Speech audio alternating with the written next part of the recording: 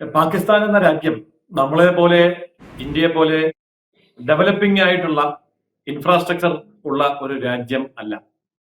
അതുകൊണ്ട് തന്നെ അവരുടെ കാർഷിക മേഖല 90% ആശ്രയിച്ചു നിൽക്കുന്നത് സിന്ധു നദീ ജലത്തെയാണ്. മറ്റ് സോഴ്സുകൾ അവർക്ക് 10% മാത്രമേ ഉള്ളൂ.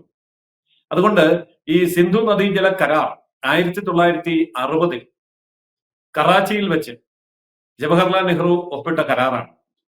ആ കരാറിന് മധ്യസ്ഥത വഹിച്ചത് ലോക ബാങ്കാണ്.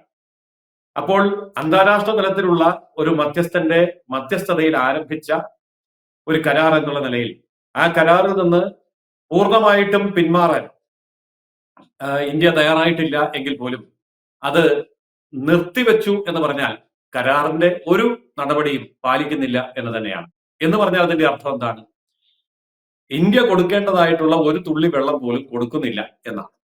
അപ്പോൾ ആ തരത്തിലൊരു അവസ്ഥ വന്നു കഴിഞ്ഞാൽ ആദ്യമായിട്ട് അത് ബാധിക്കുക പാകിസ്ഥാന്റെ ജലവൈദ്യുത പദ്ധതികളെ ആയിരിക്കും.